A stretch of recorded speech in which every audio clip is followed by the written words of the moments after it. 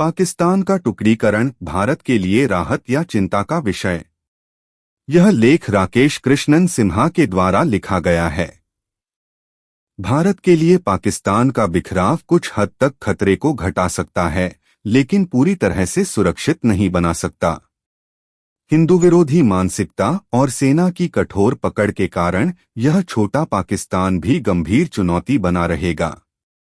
पाकिस्तान के कई टुकड़ों में बंट जाने का विचार, जैसे बलूचिस्तान, सिंध, खैबर पख्तूनख्वा और एक छोटा सा पंजाब, बीते कुछ सालों में देश के अंदरूनी हालात बिगड़ने के चलते और मजबूत हो गया है। हाल ही में जब भारत ने ऑपरेशन सिंदूर के तहत पाकिस्तान पर हवाई हमले किए, तब संसद, सोशल मीडिया और आम जनता की ओर से जोर शोर से मांग उठी कि पाकिस्तान को तोड़ा जाए। लोगों को उम्मीद थी कि भारतीय सेना एक बड़ा ज़मीनी हमला करके पाकिस्तान अधिकृत कश्मीर को आज़ाद कराएगी। अधिकतर भारतीयों को और कई विदेशी विशेषज्ञों को भी लगता है कि अब पाकिस्तान का विघटन एकदम करीब है। दरअसल बांग्लादेश को अलग करने के बाद पहली बार बलूचिस्तान में पूरी तरह सक्रिय गुरिल्ला आंदोलन चल रहा है। जातीय टकराव, आर्थिक गिरावट, राजनीतिक अस्थिरता और अलगाववादी आंदोलनों के तेज होने से अब यह कयास लग रहे हैं कि पाकिस्तान कई हिस्सों में टूट सकता है। लेकिन अगर पाकिस्तान सचमुच भौगोलिक रूप से बंट भी जाए, तब भी जो हिस्सा बचा रहेगा वह एक इस्लामी कट्टर राज्य ही होगा और भारत के लिए खतरा बना रहेगा। वह अपनी हिंदू विरोधी सोच को छोड़ने वाला नहीं है, क्योंकि यह वैचारिक दुश्मनी पाकिस्तान की सोच, संस्थानों, सेना और समाज के हर स्तर में गहराई से जमी हुई है। असल समस्या यह है कि पाकिस्तान का बिखरना भारत के लिए कुछ नई मुश्किलें भी ला सकता है, जैसे परमाणु हथियारों का बिखराव और एक छोटा लेकिन पहले से भी ज्यादा आक्रामक इस्लामी और हिंदू विरोधी पाकिस्तान। इसलिए भारत को अगर इस दिशा में कोई कदम उठाना है तो उसे पहले पूरी गंभीरता से सोचना होगा।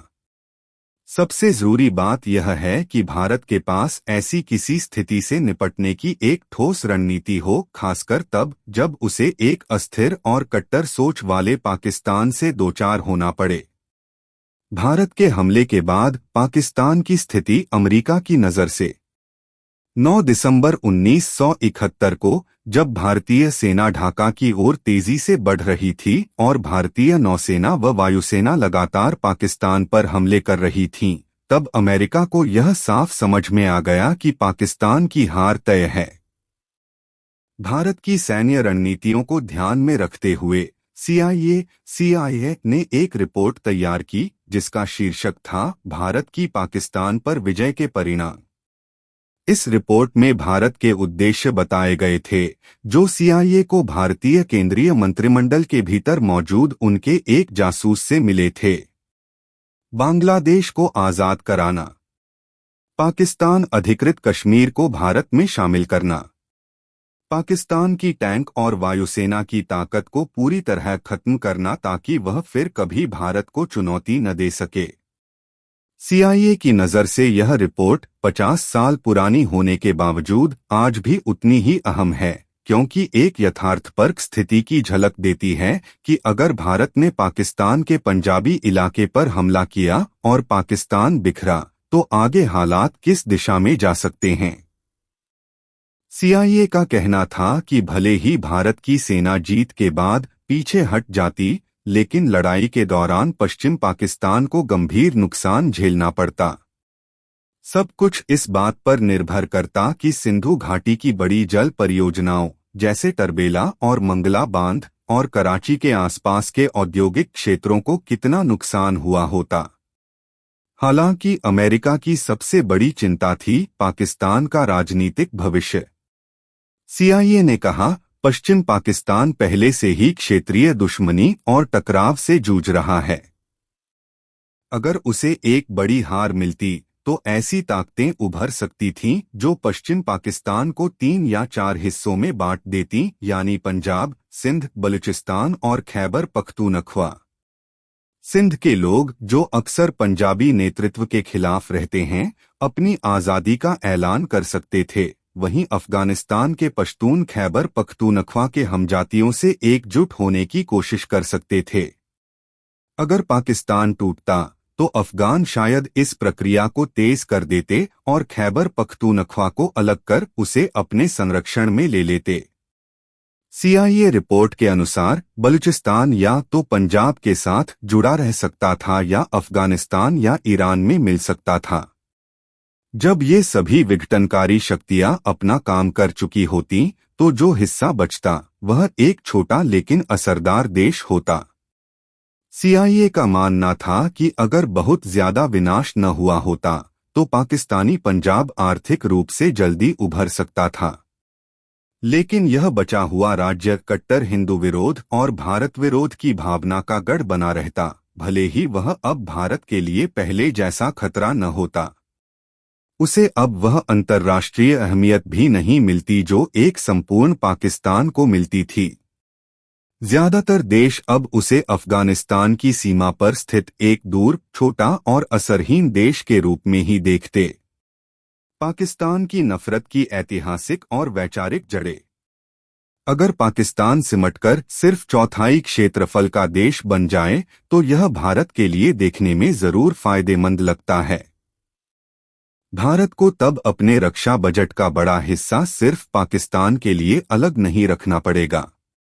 भारत पाकिस्तान की मौजूदा 3,323 किलोमीटर लंबी सीमा घटकर महज 553 किलोमीटर रह जाएगी, जिससे घुसपैठ और तस्करी की परेशानियां भी काफी कम हो जाएंगी। इसके अलावा सिंध और खैबर पख्तूनख्वा जैसे अहम इलाकों के अलग हो जाने से पाकिस्तान की रणनीतिक स्थिति और भी कमजोर हो जाएगी। यह भारत के लिए एक बहुत फायदेमंद स्थिति लगती है, परंतु कुछ शर्तों के साथ। अगर पाकिस्तान एक सामान्य देश होता तो ये सभी फायदे भारत के लिए किसी बड़ी जीत से कम नहीं होते। लेकिन पाकिस्तान कभी भी एक सामान्य देश नहीं रहा है और इसी वजह से भारत को हमेशा एक दुश्मन पड़ोसी के साथ जीना सीखना पड़ेगा। इसे समझने के लिए हमें पाकिस्तान की वैचारिक नींव को फिर से देखना होगा। मोहम्मद अली जिन्ना और ऑल इंडिया मुस्लिम लीग के नेताओं द्वारा बनाए गए दो राष्ट्र सिद्धांत का तर्क था कि मुस्लिम और हिंदू दो अलग राष्ट्र हैं, जिनके धार्मिक, सांस्कृतिक और राजनीतिक मतभेद कभी नहीं सुलझ सकते। इसी सोच के आधार पर 1947 में भारत का विभाजन हुआ और पाकिस्तान को मुसलमानों के लिए एक अलग देश के रूप में बनाया गया। लेकिन यह सोच सिर्फ धर्म तक सीमित नहीं थी। यह पहचान बनाने की एक कोशिश थी जो हिंदुओं और भारत के खिलाफ खड़ी की गई थी। पाकिस्तान के संवैधानिक दस्तावेजों, नेताओं के भाषणों और स्कूलों के पाठ्यक्रमों में लंबे समय से मुसलमानों को अलग राष्ट्र और हिंदुओं को अपनी पहचान के लिए हमेशा खतरा के रूप में दिखाया जाता रहा है।